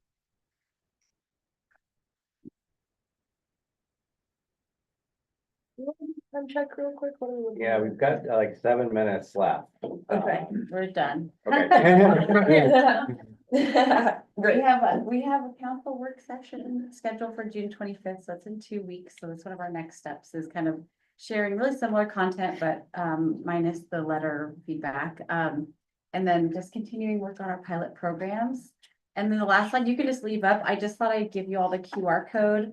So if you wanted to bookmark this to your phone, this is how you can submit a request for service for sidewalk or street tree issues. And so I recommend grabbing this with your camera, take you to the website, you can put this on your phone. A lot of the city meetings that we go to, we hear repetitively, like, how do you report a concern? Because we really want to make sure that everybody knows this is the best way, because things will come into our work bucket and we can triage them. So, Yeah. You can also call in 682-4000, but it's only staffed like business hours, so the web form is 20%. Terrific, thanks, and I suspect there are questions, because I have like a half an hour worth of questions just for me, and we only have like 6 minutes, and I bet I'm not the only one. And I guess these two went up first. Oh, Josh, you want to lead off? Sure. Nancy? I really do appreciate all the effort. And the outreach, and that's great. The numbers weren't all that impressive over time. I just should say that, which isn't necessarily your fault. No, and it definitely is not your fault specifically, let's be clear on that. Okay, but now let's just be clear. My question was, we said that we don't know how many sidewalks are repaired if they weren't done by the city. Why don't we track that information? Because correct me if I'm wrong, because I'm okay with being wrong. But if we get a complaint and the city repairs it. And the other thing the city does is they tell the property owner it's their responsibility. What I hear, and I can be wrong, is that we tell a property owner it's their responsibility, but we never find out whether they did anything about it unless they chose to contract with the city. Which strikes me as, why not? what I would say is, it comes down to staff resources. We have one sidewalk inspector. And so if he's managing new requests coming in, and then half of these, he's got to do follow-up. He just doesn't have the resources to do it. That's mainly the reason. The one thing I didn't say is, we also do 300 sidewalk panel repairs each year associated to our sewer lateral repair program. And so we are doing other work as well, to try to increase our I think reductions. statistic in 2024 was 23 panel projects repaired, something like that.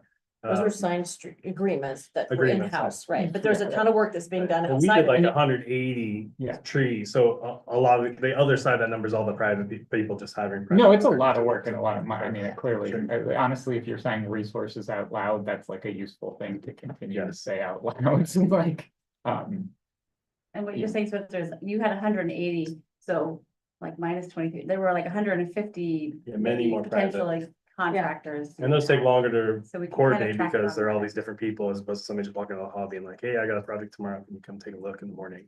We can, so those are easier to coordinate too. Nancy? Yeah, my question goes back to the map that you showed towards the beginning, which was the density of, poor and critical, sidewalks in need of repair, and I take it that that map's like, a couple years old. It's only, yes, maybe just 2 years old, so the U of O, Live Move program created their own, data. Oh my gosh, what is the word? they created an app basically. So they went around and took in the state of themselves. So, and it's still online at their like Move Sidewalk Quality Survey. So it's pretty recent. All things Yeah, considered. my question is about, property owners' ability to pay, because that's one of the things that people say, individuals I hear them say is, I didn't know that I was responsible, or I can't afford this, and the city does have some, funds available. I've seen the form, you know, for like, what's the requirement to have the city, city subsidized, and I'm just wondering if there's any way to be proactive about those critical if you were going to try to prioritize, if there's a way of being proactive about something that is critical, it can be subsidized if there's a fund existing there already, you know, because that seems like that would be a quick win. Relatively It would be speaking. interesting to see, and I don't know the criteria behind that, but what's the difference between poor and critical? Is it a street tree related, or is it a little trip? You know, the most dangerous is the very small trip, like the offset on the sidewalk. And so, yeah. If you do sign up and do an in-house project, a repair project with our in-house program, we have qualified means, and so you can get a reduction, but you have to qualify. So that's something that's new in the last probably 4 years that we've started allowing. Yeah. But It seems concrete like- work is expensive. It seems as though that would be an area where some kind of public outreach would be valuable, because you might intersect between some of these critical things, because they would be older houses or rental property, low income apartments, that kind of thing. And I know y'all have already said how few people you have working for you, but it just, since you're about to have a work session, I think that might be something to sort of put into the thinking cap for a way of actually making some progress that would serve equity issues. It would solve some critical problems. And there's also a fund there, a dedicated fund, for helping of existing funding. Am I right? That for helping. It's pretty small, but so I really like where you're going with this, and I can imagine if there was more in that fund, then we could do more proactively. I think it's like $20,000 a year is the budget for the subsidy. And it gets people up to the base rate, so it gets like the maximum subsidies about $1,700. So it wouldn't cover somebody's complete repair with what we have budgeted, but I like where you're going on. It could. Nancy, we can take it. Nancy, who's one up next? Anya, you wanna go? Sure. Did the in-house repair and subsidy like also apply for folks that want like to straight up install sidewalk, like, cause there's just so many chunks that are straight up missing, not even a whole street, but you're walking. Infill, no. Interesting. Yeah. Cause it seems like, yeah, so it's like, I'm a new property owner and I'm thinking a lot about this. And I'm like, okay, well, I'm held to this standard, but then literally 3 steps to my left, my next door neighbor is not held to that standard, so I have to pay to maintain for the common good, but then my next door neighbor who uses my side. The subsidy only really applies to people like on the older demographic and the lower income demographic. Yeah. too. So it's pretty limited to who it actually helps. Yeah, interesting. $20,000. Oh, okay. Yeah, hi, thanks for coming to present to us, and taking care of our trees. I love just thinking about someone's taking care of them.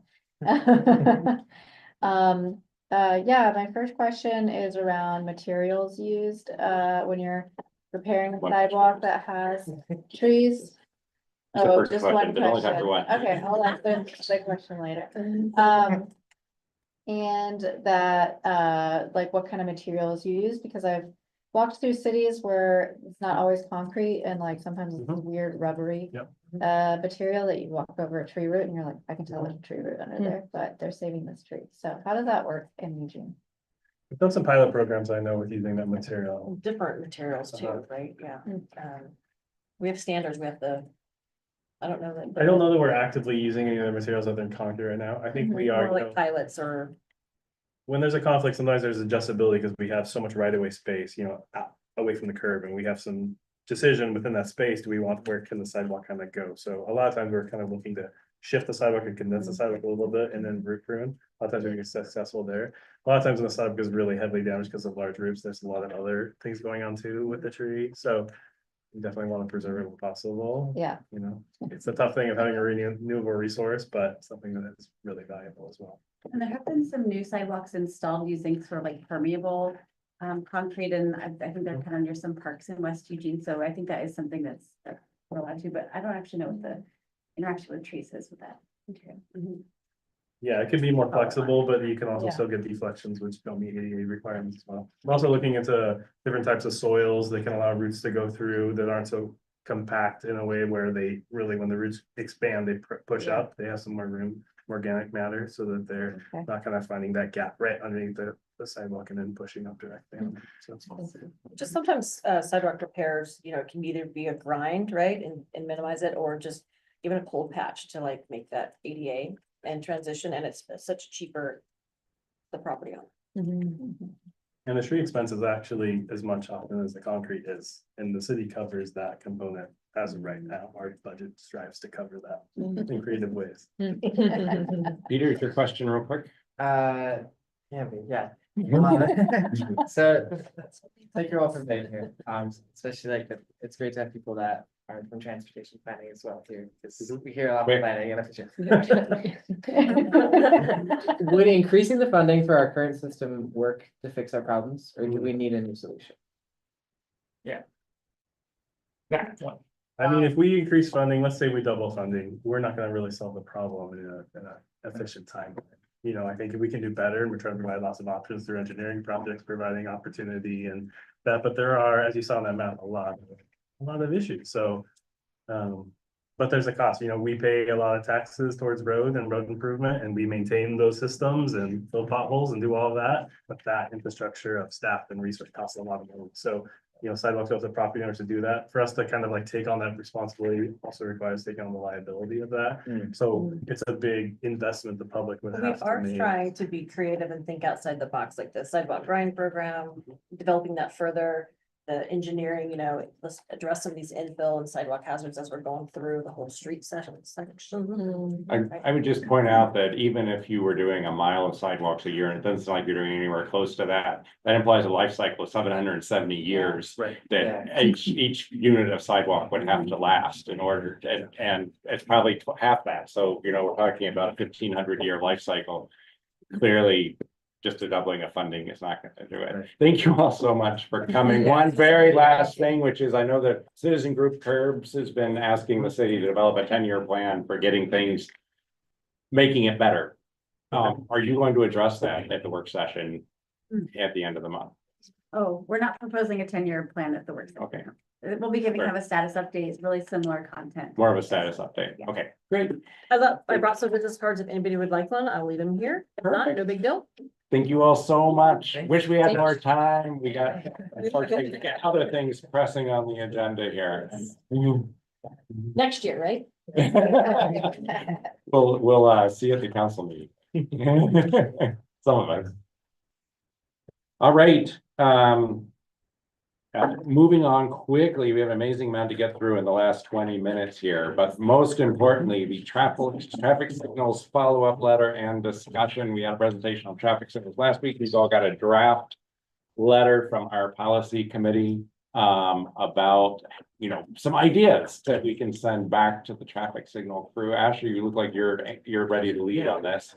Yeah, so just, hopefully you had a chance to read this. This was our first project as the policy subcommittee, was finding a way to improve programming at crosswalks, the signal programming for pedestrians.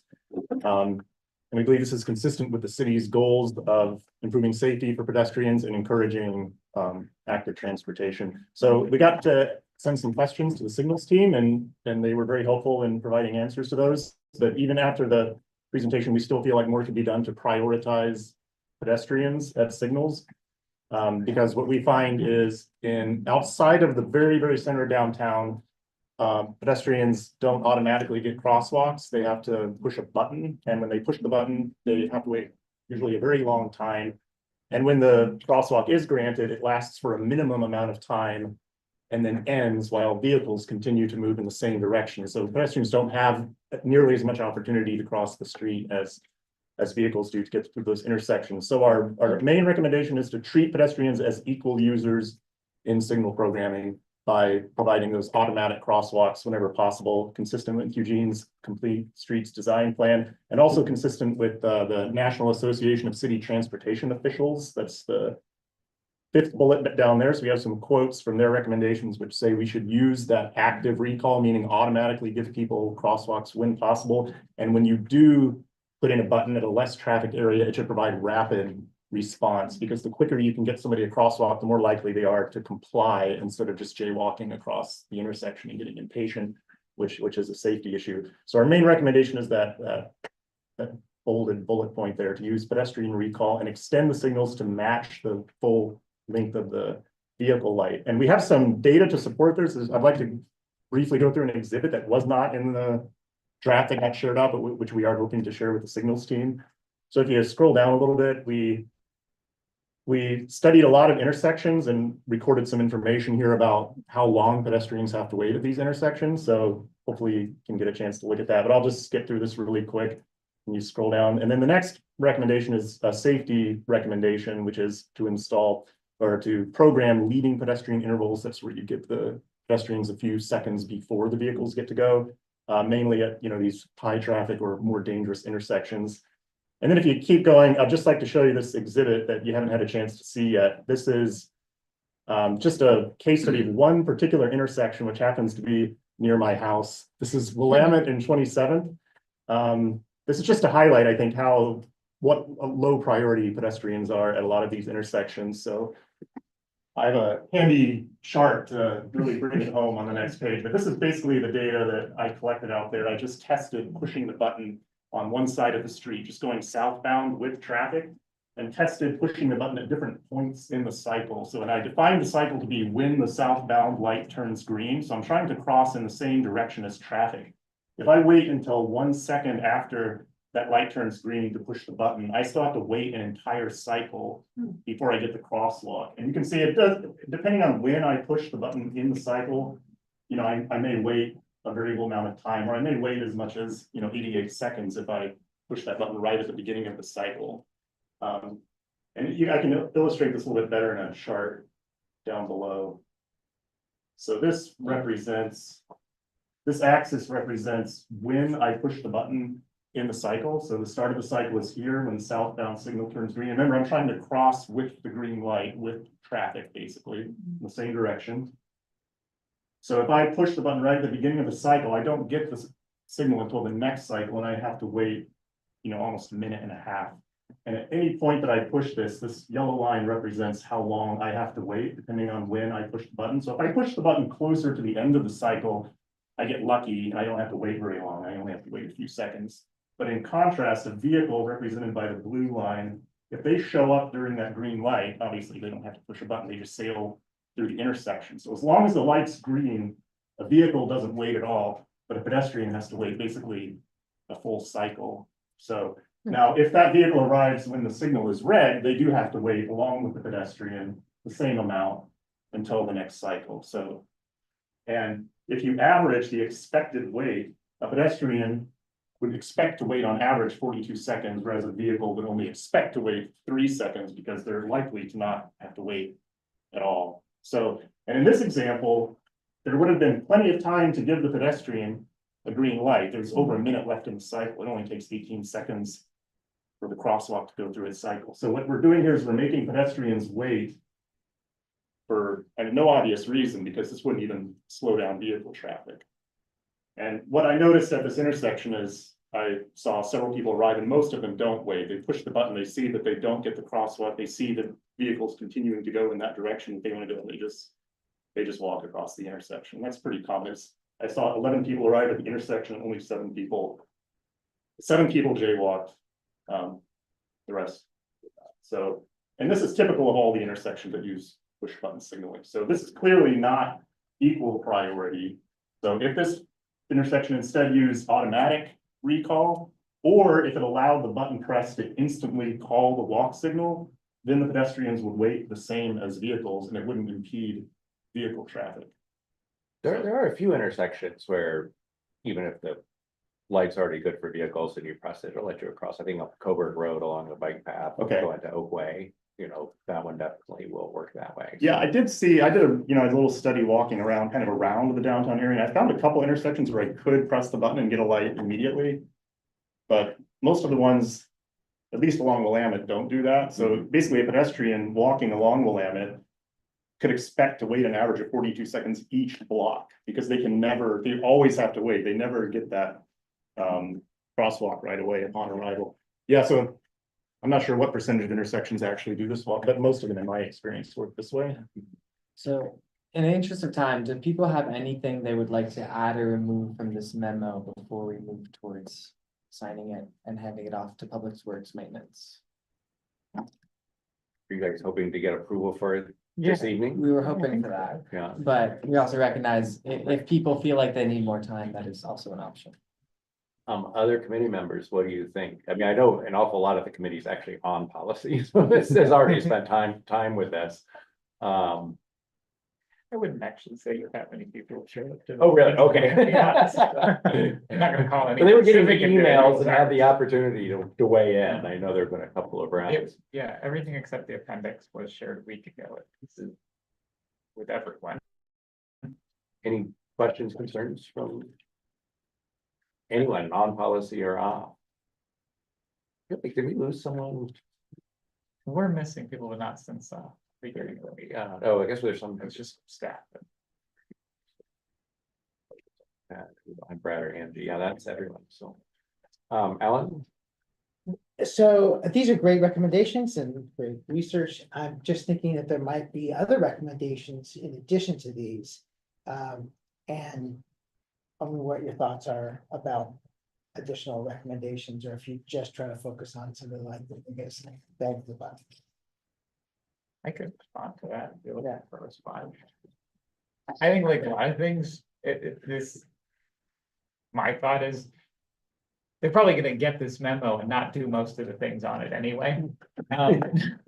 But it is still important. And it's already pretty long. And actually, I think of any of these memos as the point of actually, since ATC, correct, wrong, started writing things down and submitting them.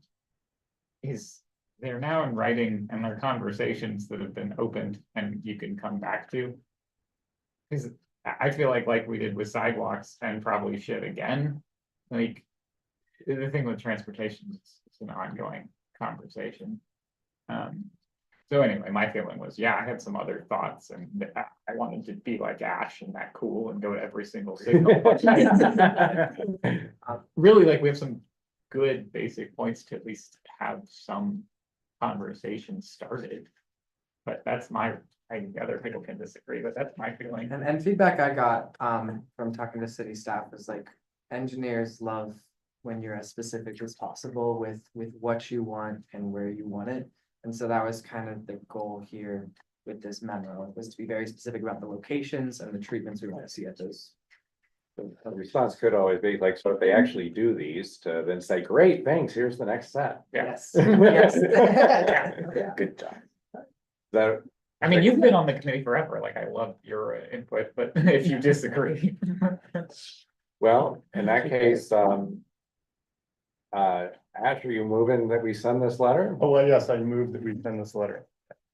Second, I second that motion. all right, all in favor?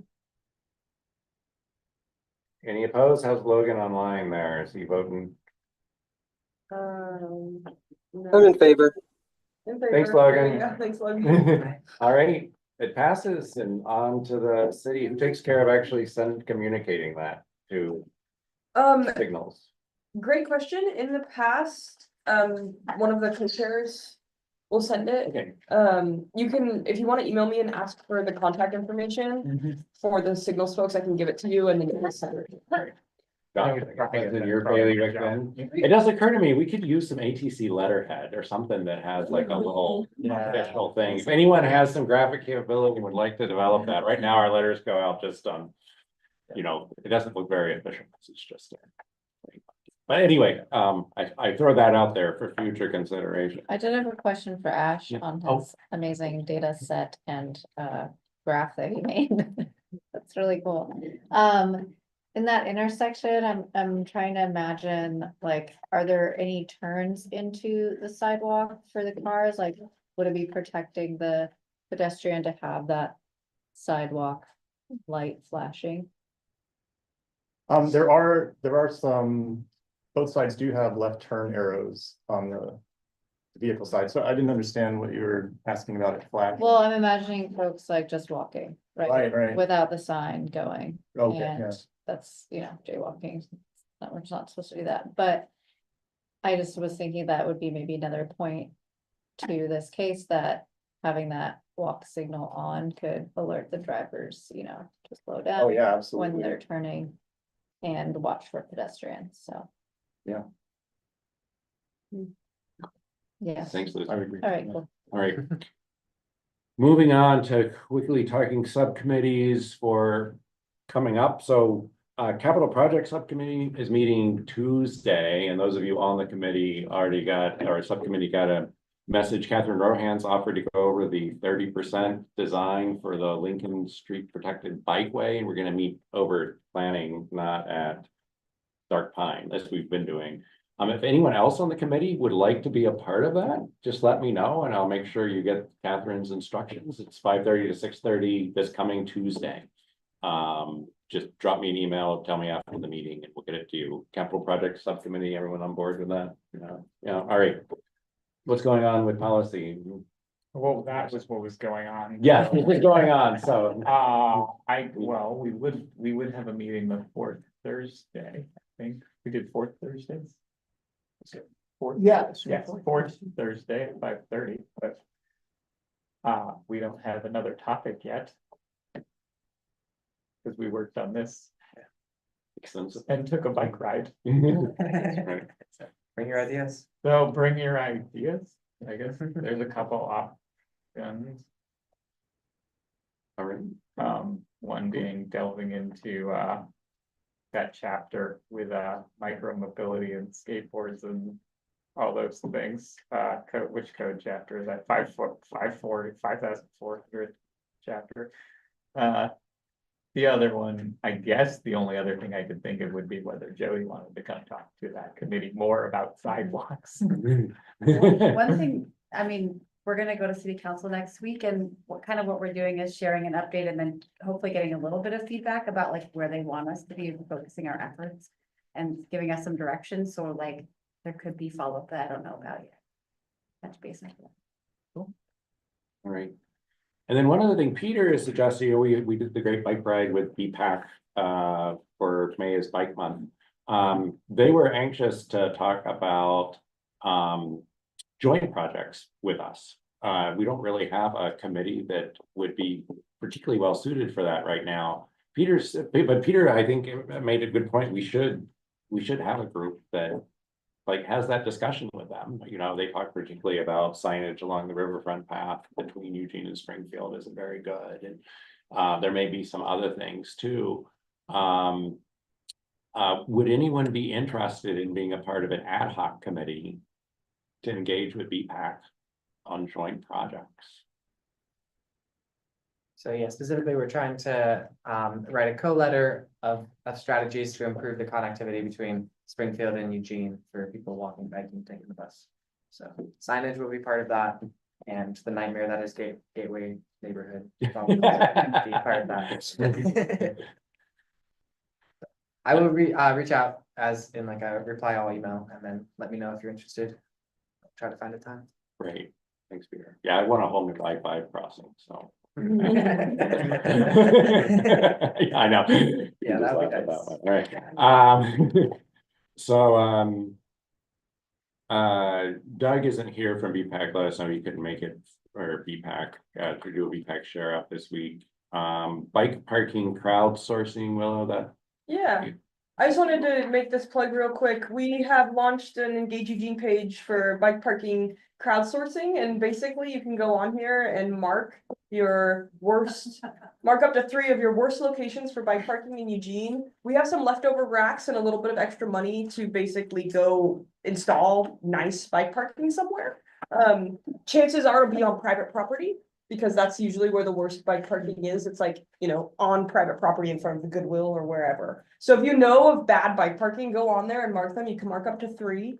And then you can also mark up to 3 of your best locations just to celebrate people who have installed really good bike parking.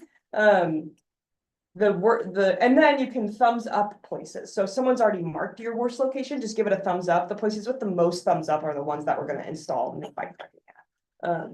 So I haven't done a ton of push for this yet. I haven't like done all the outreach for it, but keep your eye out on the In Motion newsletter and our social media, or you can just type in bike parking upgrade crowdsourcing online and find this paper.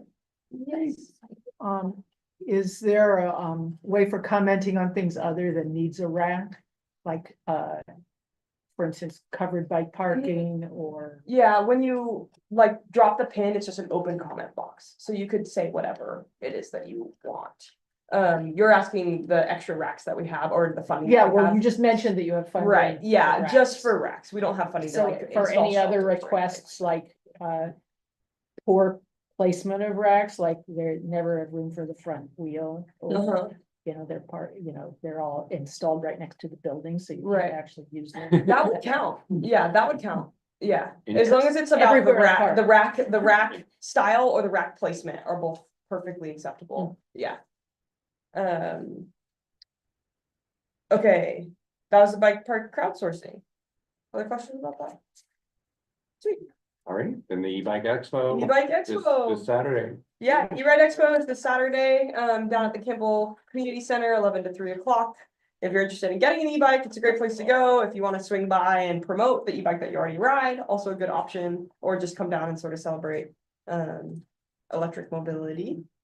That's happening this weekend. And Peter put out a call for volunteers. I don't know, Yeah. I respond, looks like he had to leave, but do you all still need volunteers? Do you? We would take volunteers, yeah, if people are interested in volunteering, we'd be happy to have you, so you can just email Peter. That'd be great. Yeah. This is not on our list, but I also did want to remind everybody that we don't have a July meeting. So we sort of recess for summer, so we won't have a July meeting and we'll reconvene as a full group in August. All right. We only have a couple of minutes left. Item E could be a long, a long discussion or a short one. How do you want to? Yeah, so what Charlie's referring to is we have some outstanding letters to the city. You all have submitted a letter about Alder Underpass, a letter about diverters, and a letter about improving crossings on 24th. Mhm. And Charlie asked for an update on status of responding to these letters. And I think my update's very simple, which is that we don't have a response to any of them right now. I'm working with my team and I've been pushing them and asking if we could get responses to the letters by this meeting, but we weren't able to do it. But there is a little bit of movement happening with being able to respond. And what I've been telling them is even if our response is just like, we are not planning to pursue this, like that is a response. That is And we the need response, to, and so we need to sort of button these letters up if that's the case, or figure out what next steps are. As far as the 24th crossings go, basically, we are not planning to pursue like enhanced crossings as part of this project that is moving forward this summer. But it doesn't mean that that's just like fully off the table forever. Alder Underpass and diverter, I don't have an answer for you all. Well, keep asking and maybe I'll ask some people too. All right. Great. Good to hear. I think that went quicker than I was expecting, but for all the wrong reasons. But anyway, well, thanks so much, everyone. We are at 7:30, and there's nothing else. We'll call it a meeting. Yay. I do encourage everyone to think about the ad hoc committee meeting with BPAC or coming up with a joint message with BPAC, because I think that would actually be really useful, but it needs more than just Peter working on it. So when he puts out his call, I encourage you to answer, particularly if you haven't felt particularly engaged with either of the other two. Great. Thanks, everybody. Right.